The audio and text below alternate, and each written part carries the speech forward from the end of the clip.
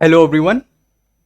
Trial before court of session के topic में कल हम लोगों ने जाना था कि ट्रायल का क्या मतलब होता है, कोर्ट ऑफ सेशन कौन सी कोर्ट होती है और कोर्ट ऑफ सेशन के पास किस तरह से केस पहुंचता है। जैसा कि हम लोग जानते हैं कि court of session direct offence का कॉग्निजेंस नहीं लेता है जब तक कि कोर्ट ऑफ सेशन के पास केस कमिट ना किया जाए, भेजा ना जाए। कौन भेजता है? मैजिस्ट्रेट भेजता है। तो यानी ऑफेंस का डायरेक्ट कॉग्निजेंस कौन लेता है? मैजिस्ट्रेट लेता है अंडर सेक्शन 190 सीआरपीसी के अंदर। तो यानी अगर मैजिस्ट्रेट किसी भी ऑफेंस का कॉग्निजेंस लेता है और उसको ऐसा लगता है कि जिस ऑफेंस का वो कॉग्निजेंस ले रहा है ये केस एक्चुअली में कोर्ट ऑफ सेशन के अंदर चलना चाहिए, तो वो क्या करता है कि उस केस को कोर्ट ऑफ सेशन के पास कमिट कर देता है और इस बात के लिए वो पब्लिक प्रोसिक्यूटर को नोटिफाई करता है अंडर सेक्शन 209 ऑफ सीआरपीसी। अब यहां पे चैप्टर 18 जो है सीआरपीसी का पिक्चर में आ जाएगा, क्योंकि अब जब कोर्ट ऑफ सेशन के पास केस पहुंच रहा है तो अब हम लोग जानेंगे कि किस तरह से कोर्ट ऑफ सेशन के अंदर ट्रायल चलेगा। तो देखिए सबसे पहला सेक्शन इसके अंदर आता है सेक्शन 225। देखिए क्या बोल रहा है, trial to be conducted by public prosecutor. बोला गया है in every trial before a court of session the prosecution shall be conducted by public prosecutor. ये कह रहा है कि जितने भी ट्रायल होंगे कोर्ट ऑफ सेशन में उसके अंदर जो प्रोसिक्यूशन होगा वो कौन कंडक्ट करेगा? Public prosecutor. तो अब इसके लिए हमारे लिए यह जानना जरूरी है कि पब्लिक प्रोसिक्यूटर होता कौन है। कि सरल से शब्दों में पब्लिक प्रोसिक्यूटर असल में एक सरकारी वकील होता है।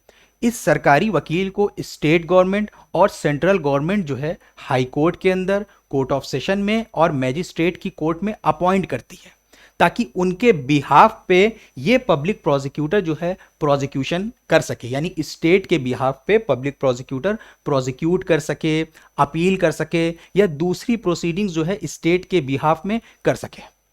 अब हम लोग एक बार पब्लिक प्रोसिक्यूटर का सेटअप समझ लेते हैं सीआरपीसी के अंदर।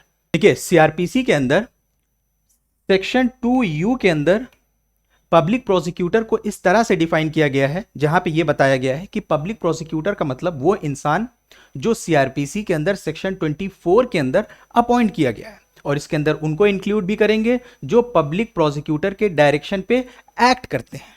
तो हमारे लिए जो रिलेवेंट प्रोविजन है पब्लिक प्रोसिक्यूटर के सेटअप को समझने के लिए वो है सेक्शन 24 और सेक्शन 25 ऑफ सीआरपीसी। देखिए अब पब्लिक प्रोसिक्यूटर को भी हम लोग दो पार्ट में डिवाइड कर लेते हैं, एक पब्लिक प्रोसिक्यूटर और एक असिस्टेंट पब्लिक प्रोसिक्यूटर। एक पब्लिक प्रोसिक्यूटर और एक असिस्टेंट पब्लिक प्रोसिक्यूटर, दोनों के बीच में जो बेसिक डिफरेंस है वो ये है कि पब्लिक प्रोसिक्यूटर जो है ये स्टेट के बिहाफ पे, सेंट्रल गवर्नमेंट हो गई, स्टेट गवर्नमेंट हो गई, इनके बिहाफ पे प्रोसिक्यूशन को कंडक्ट करते हैं हाई कोर्ट में और डिस्ट्रिक्ट कोर्ट में। और असिस्टेंट पब्लिक प्रोसिक्यूटर जो है ये प्रोसिक्यूशन कंडक्ट करते हैं मैजिस्ट्रेट की कोर्ट्स में। ठीक है, इनको भी सेंट्रल गवर्नमेंट अपॉइंट कर सकता है, इनको स्टेट गवर्नमेंट अपॉइंट करेगा और सेंट्रल गवर्नमेंट भी इन्हें अपॉइंट कर सकता है मैजिस्ट्रेट की कोर्ट में। और जो पब्लिक प्रोसिक्यूटर्स होते हैं इनको भी central government, state government appoint करती है हाई कोर्ट के अंदर और डिस्ट्रिक्ट कोर्ट के अंदर। इसके अंदर एडिशनल पब्लिक प्रोसिक्यूटर भी आ जाएंगे, इसके अंदर एडिशनल पब्लिक प्रोसिक्यूटर भी आ जाएंगे, उसके साथ साथ स्पेशल पब्लिक प्रोसिक्यूटर भी आ जाएंगे। पब्लिक प्रोसिक्यूटर के लिए कम से कम आपके पास 7 साल की प्रैक्टिस होनी चाहिए एज एन एडवोकेट। तो 7 साल या उससे ज्यादा की आपके पास एज एन एडवोकेट प्रैक्टिस होगी तभी आप एलिजिबल होंगे पब्लिक प्रोसिक्यूटर के लिए। तो यहां पे 7 साल और स्पेशल पब्लिक प्रोसिक्यूटर के लिए 10 साल। तो ये प्रोसिक्यूशन कहां कंडक्ट करते हैं? हाई कोर्ट में और कोर्ट ऑफ सेशन में। ये प्रोसिक्यूशन कहां कंडक्ट करते हैं? प्रोसिक्यूशन कंडक्ट करते हैं मैजिस्ट्रेट की कोर्ट में। ये पब्लिक प्रोसिक्यूटर जो है सेक्शन 24 के अंदर डिस्कस है और ये असिस्टेंट पब्लिक प्रोसिक्यूटर सेक्शन 25 के अंदर डिस्कस है। तो अब हम लोग फिर से चलते हैं अपने बेयर एक्ट में।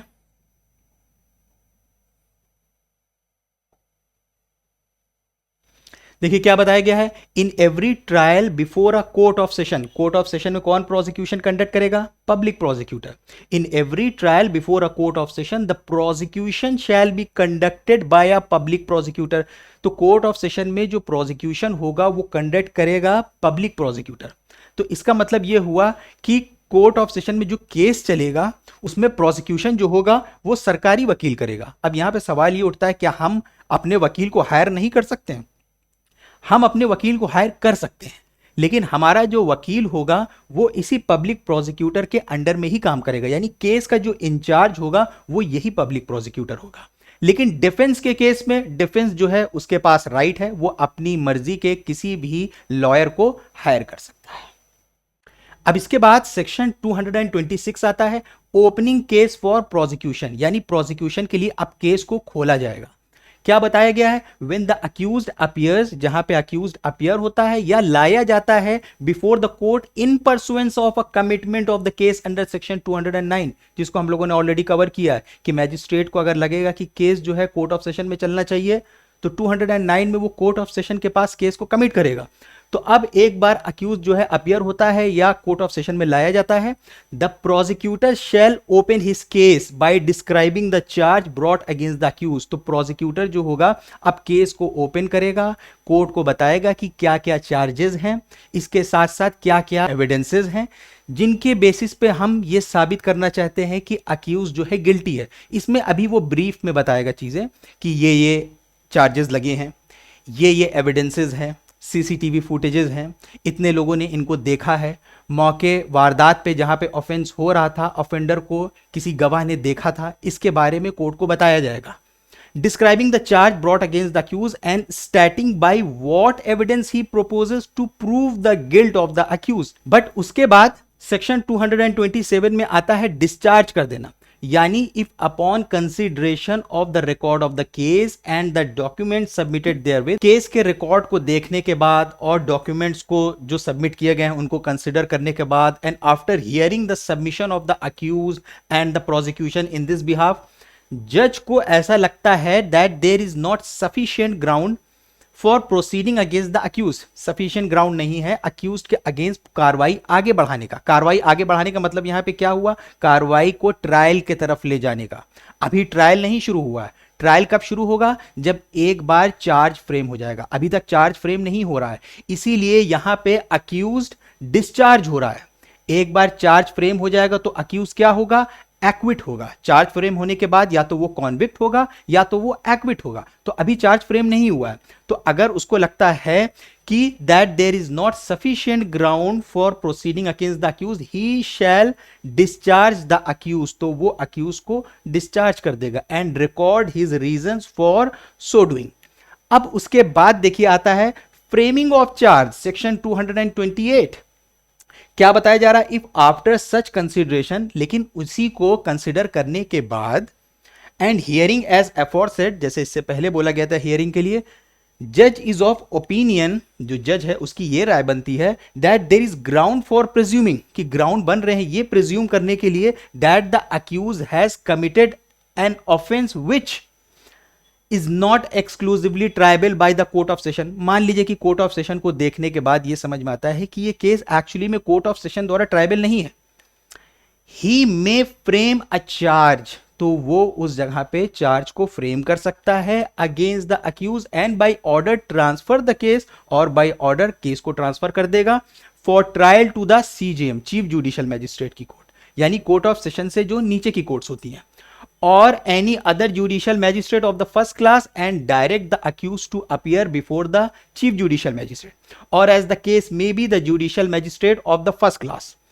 on such date as he deems fit। तो सारी चीजें सुनने के बाद और कंसिडर करने के बाद जज को अगर ऐसा लगता है कि ये केस जो है एक्सक्लूसिवली ट्राइबल नहीं है कोर्ट ऑफ सेशन द्वारा, तो वो वहां पे क्या कर सकता है, वो चार्ज फ्रेम करके उस केस को ट्रांसफर कर सकता है चीफ जुडिशियल मैजिस्ट्रेट की कोर्ट में ट्रायल। एक तो ये सिनेरियो हो सकता है कि जज को ऐसा लगे कि ये केस जो है कोर्ट ऑफ सेशन में ट्राइबल नहीं है, तो वो वहां पे चार्ज फ्रेम करके सीजेएम की कोर्ट में भेज सकता है उस केस को। लेकिन अगर उसको लगता है कि ये केस इसी कोर्ट में ट्राइबल है, यानी कोर्ट ऑफ सेशन में ही ट्राइबल है, is exclusively triable by the court, he shall frame in writing a charge against the accused, तो फिर वो राइटिंग में चार्ज फ्रेम करेगा अक्यूज्ड के अगेंस्ट।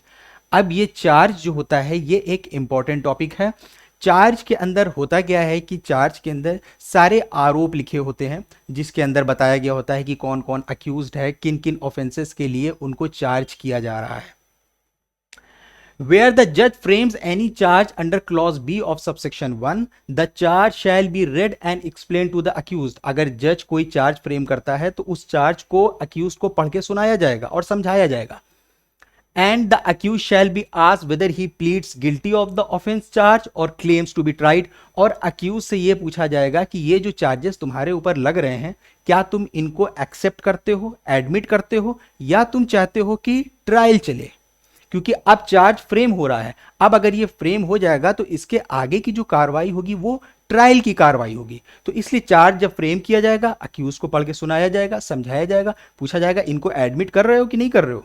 वो कहेगा कि नहीं, मैं एडमिट नहीं करता हूं, मैं चाहता हूं मैं ट्रायल से गुजरूं, यानी पूरा केस का ट्रायल चले। सेक्शन 229 आता है conviction on plea of guilty, कि अब अगर वो गिल्टी प्लीड कर लेता है, मान लीजिए वो ये नहीं कहता है कि ट्रायल पे जाना चाहते हैं, वो ये कहना चाहता है हाँ मैंने किया है ऑफेंस, तो उस जगह पे जो जज होगा वो उसको कॉन्विक्ट कर सकता है उसके प्ले ऑफ गिल्टी पे।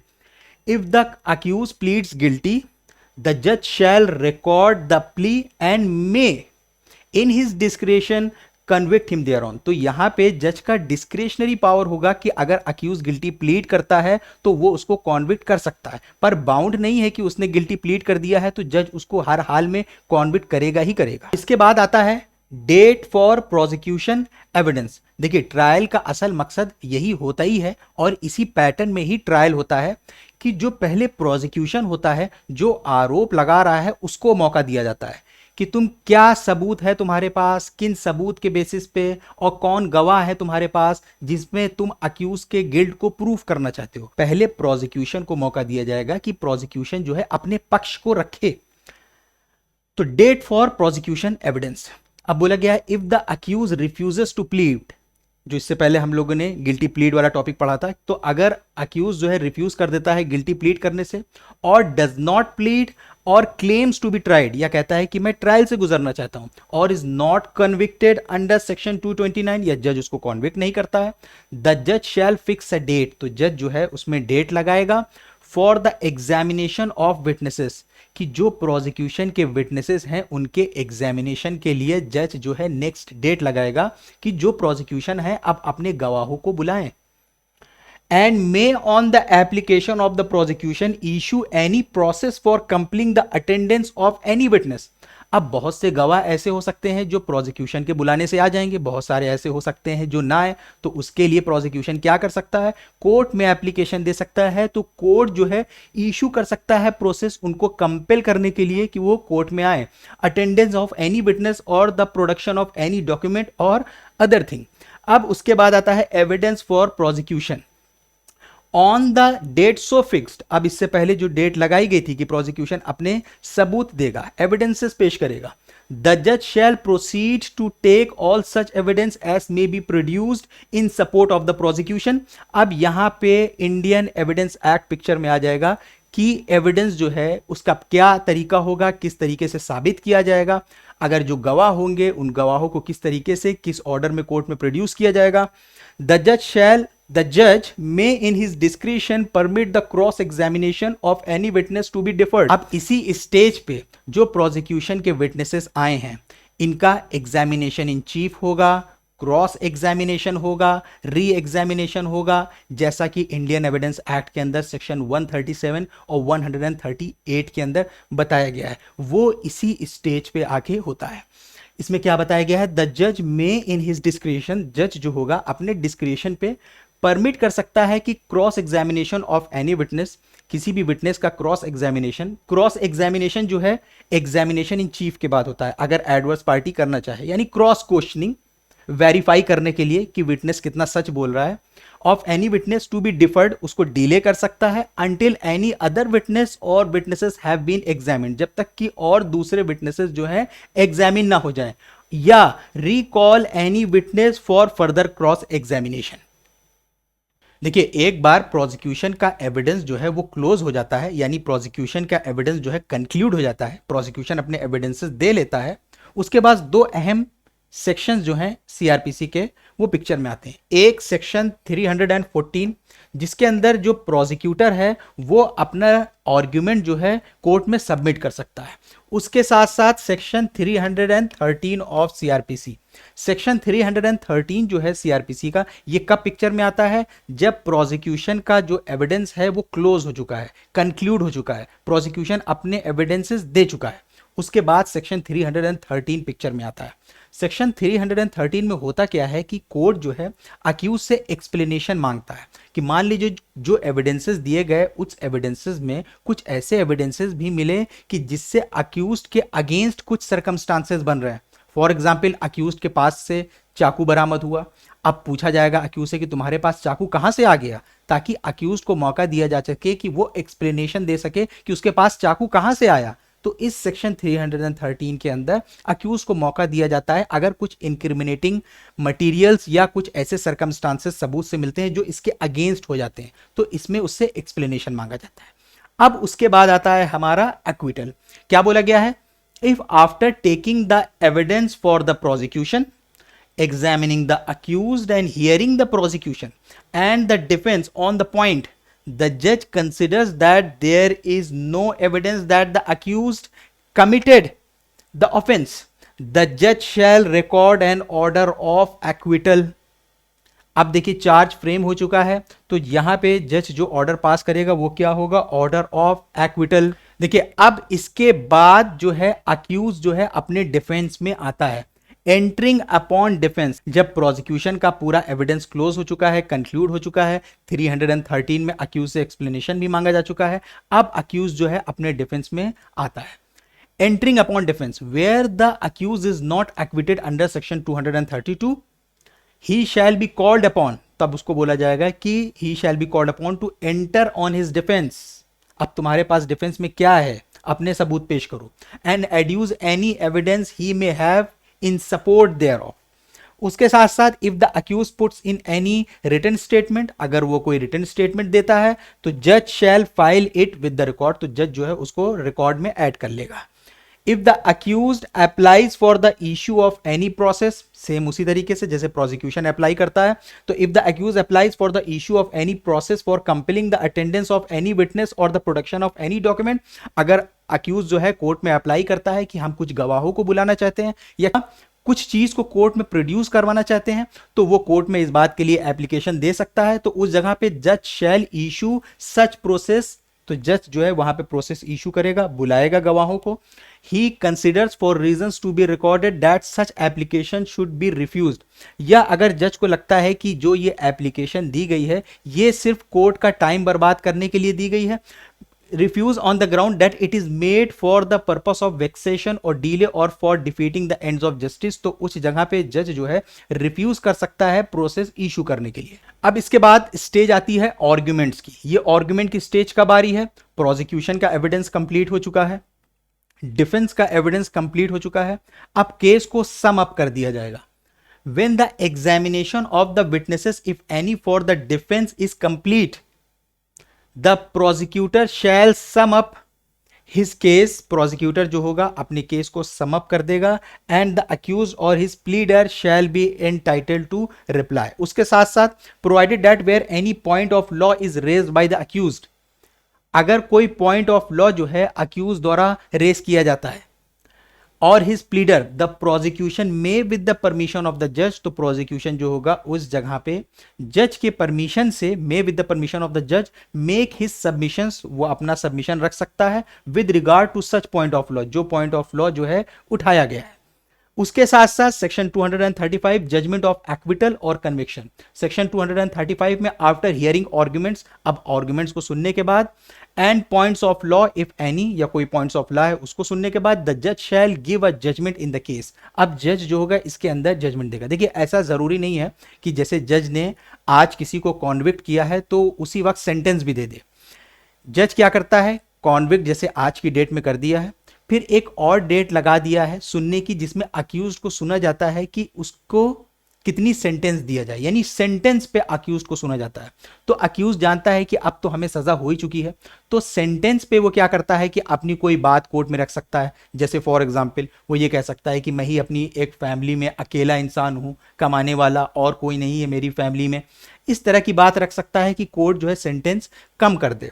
तो देखिए क्या बताया गया है, after hearing arguments and points of law if any the जज shall give a judgment in the case if the, अगर अक्यूज जो है कॉन्विक्ट किया जाता है, कोर्ट जो है उसको कॉन्विक्ट कर देती है, तो जज जो है शैल unless he proceeds in accordance with the provision of section 360, तो जज जो है अगर सेक्शन 360 के मुताबिक प्रोसीड नहीं करता है, सेक्शन 360 में प्रोसीड करने का मतलब यह हुआ कि वो अक्यूज को सजा देने के बजाय उसको रिलीज कर देता है ऑन एडमोनिशन और on probation of good conduct under section 360 के अंदर। ये देख के, उसकी एज देख के, एज कम है, कैरेक्टर देख के, एंटीसीडेंट्स देख के, तो अगर अंडर सेक्शन 360 के अंदर उसे रिलीज नहीं करता है तो वहां पे क्या करेगा, hear the accused on the question of sentence, कि अक्यूज को सुनेगा सेंटेंस को लेके कि अब कितनी सेंटेंस पास किया जाना है, and then pass sentence on him according to law. फिर उसके बाद आता है प्रीवियस कन्विक्शन। मान लीजिए कि किसी केस के अंदर प्रीवियस कन्विक्शन का आरोप अक्यूज के ऊपर लगाया गया है और उस जगह पे अक्यूज जो है इस बात को मानने से मना कर देता है कि हम प्रीवियसली कॉन्विक्ट हुए हैं। देखिए बहुत सारे ऐसे ऑफेंसेस आईपीसी के अंदर हैं जहां पे कोई इंसान अगर किसी एक ऑफेंस को बार बार करता है तो उसकी पनिशमेंट जो है इनहेंस हो जाती है, बढ़ जाती है। तो अगर वो रिफ्यूज कर देता है, मानने से मना कर देता है कि हम प्रीवियसली कॉन्विक्ट हो चुके हैं, तो जज जो होगा कॉन्विक्ट करने के बाद वो एविडेंसेस ले सकता है प्रीवियस कन्विक्शन के लिए। ये बात इसके अंदर बताई गई है। In a case where a previous conviction is charged under the provision of subsection 7 of section 211, जो कंटेंट्स ऑफ चार्ज बताया गया सेक्शन 211 के अंदर, and the accused does not admit that he has been previously convicted as alleged in the charge, तो उस जगह पे जज may after he has convicted the said offence, तो जज may after he has convicted the said accused under section 229 और 235 ले सकता है सबूत in respect of the alleged previous conviction and shall record a finding thereon. इसके साथ साथ कुछ बातें बताई गई हैं कि that no such charge shall be read out by the जज, ऐसे किसी चार्ज को जो प्रीवियस कन्विक्शन वाला है जज नहीं पढ़ेगा, रीड करेगा। Nor shall the accused be asked to plead thereto, nor shall the previous conviction be referred to by the prosecution in any evidence adduced by it unless and until the accused has been convicted under section 229 और 235। अब इसके बाद जो section आता है वो section 237 है। ये सेक्शन 237 एक स्पेशल प्रोसीजर बताता है कि अगर कोई ऑफेंस जो है, जो सीआरपीसी के अंदर सेक्शन 199 सब सेक्शन 2 के अंदर बताया गया है, कोई हाई डिग्निटरीज के अगेंस्ट जो है डिफेमेशन का केस हुआ है, जैसे प्रेसिडेंट हो गए, वाइस प्रेसिडेंट हो गए, गवर्नर हो गए, तो उनके केस में जो ट्रायल चलेगा वो किस तरीके से चलेगा वो सेक्शन 237 के अंदर बताया गया है। आई होप कि आपके काफी डाउट्स क्लियर हुए होंगे इस वीडियो में। आज की वीडियो में बस इतना ही। Thanks for watching, have a good night.